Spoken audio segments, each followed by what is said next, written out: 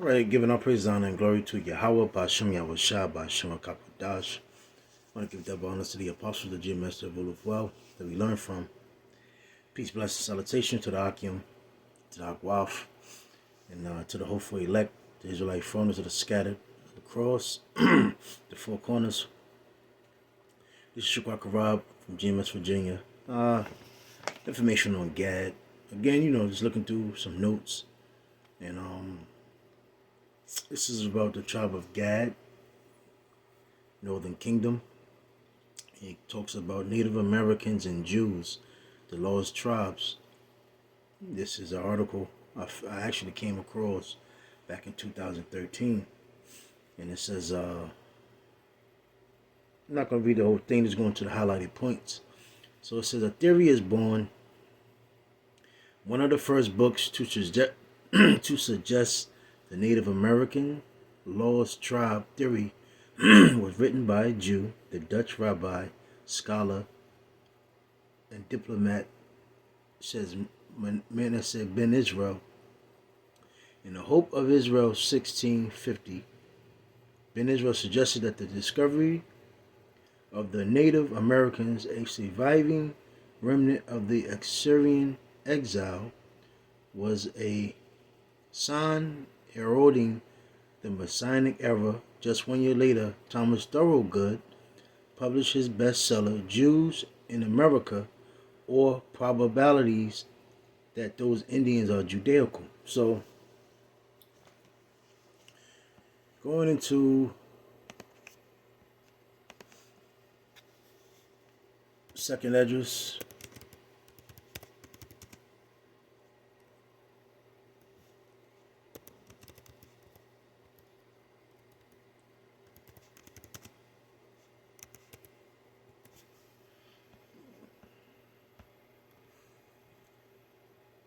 let me see if this is the correct one. Bear with me one moment. Yeah, this is, history's coming out. And, hold on, let me see. I gotta get this. Of Judah shall raise first. Because it's definitely evident that the so-called black men here in America that came over, that came over in the slave ships. What is it roughly? During the 1500s, prior to Northern Kingdom, Gad, Native Americans, the so-called Taino, Arawak, Aztec, the Mayans, the Incas.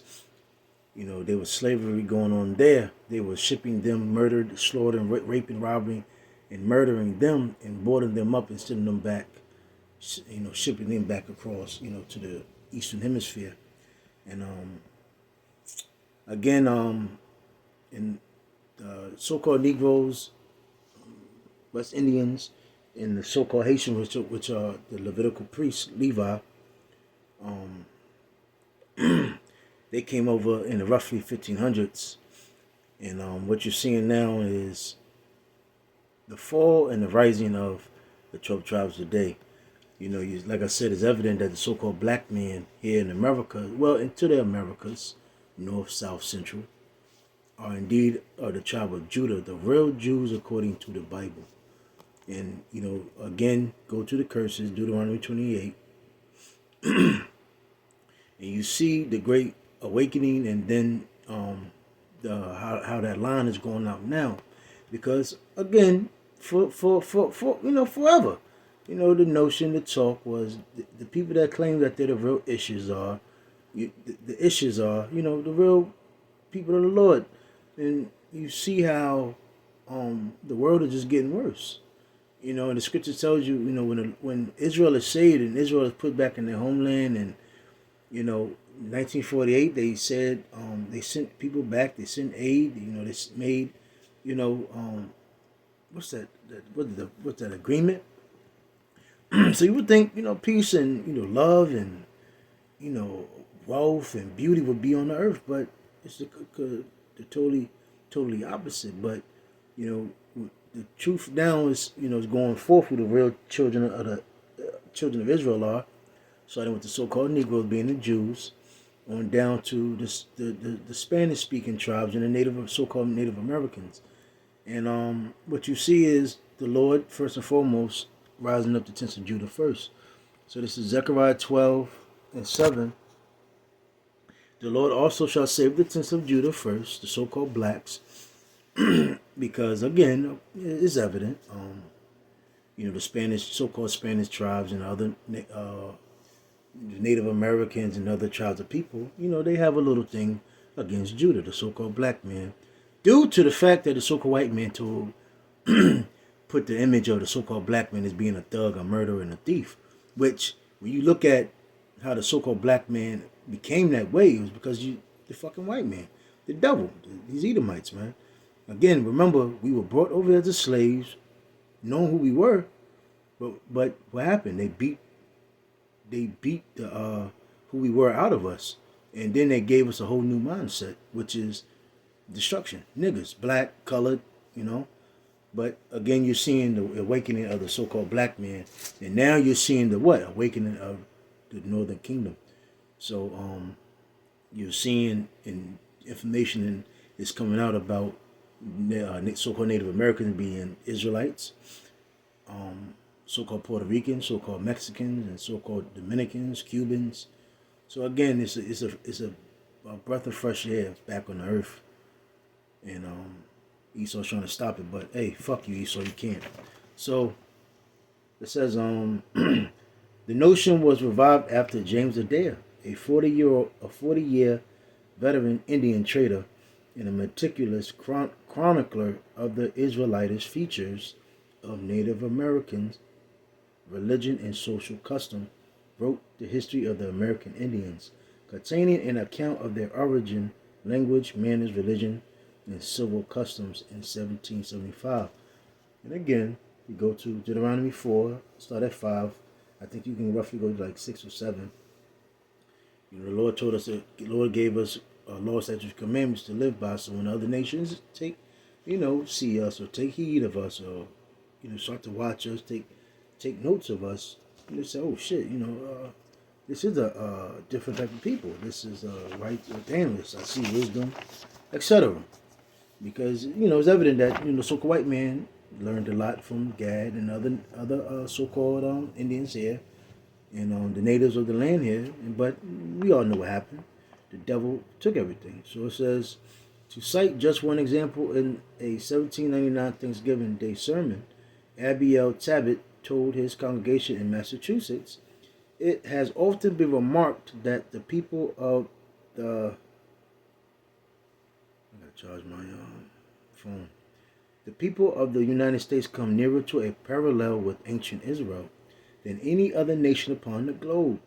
Hence, our American Israel is a term frequently used in common consent allows it a point improper. And that's why when the so-called white man came over here, set up, his ways, his the infrastructure, and then what happened? He started taking their land, and it's a map that's evident on Google. You can look up and look at every president had something to do with the taking of Gad's land. Thus, Gad, a troop shall overcome him, but he shall prevail at the end. So it says, Noah's ideas. This is prominent Jews respond. So it says, there's another going down some. Noah's ideas about Jewish native affinities grew in a distinctly political manner when he invited Native Americans to help settle Ararat. Come on, man. Oh, Salaki. I meant to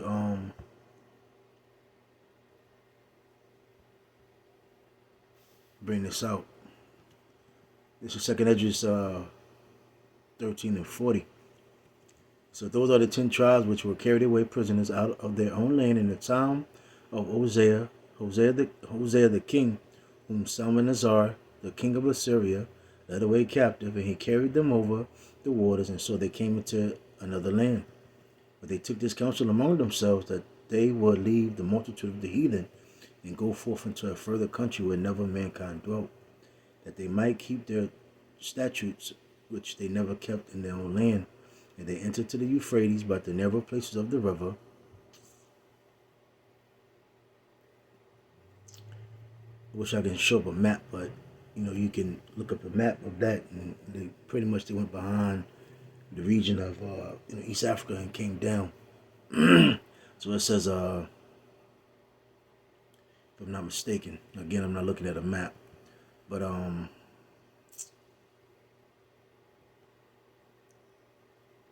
for through that country there was a great way to go, namely of a year and a half, and the same region is called Asarath.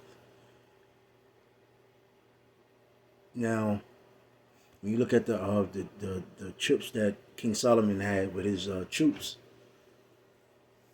it took them 3 years, and that's why they had the Olmec heads here in the Americas, because it was what you would call it, the people that King Solomon had sent over here. They left some of the things over here, and it took them a journey of 3 years. So cut that in half, that's a year and a half, and that's how the West Hemisphere thus became populated through Northern Kingdom. So going back, it says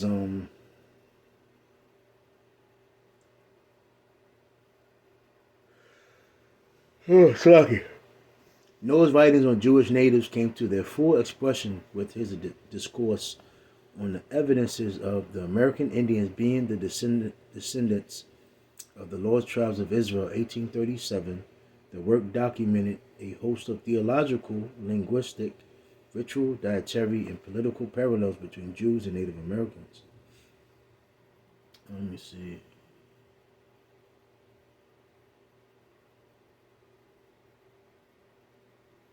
Another notable Jewish Indian incident occurred in 1860 when stones hewn with Hebrew inscriptions were found near Newark, Ohio.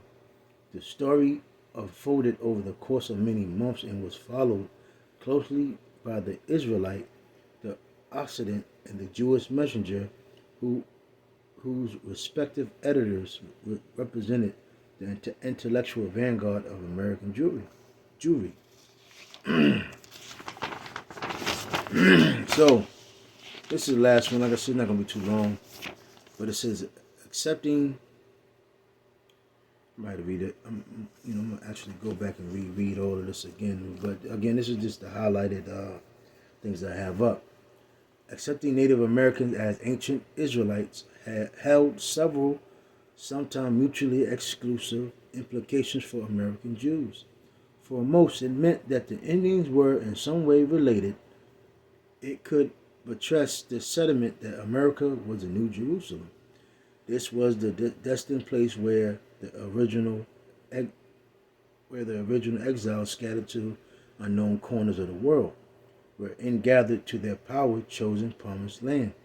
They were not lost at all. Rather, the near or aboriginal connection of Jews to the American soil served as evidence of the end of exile and another reason to support a new American Jewish identity. So, again, there's been great studies and amount of studies that these Edomites took place, and they conducted, and they Esau had to hide it, and pretty much that's why you had that term.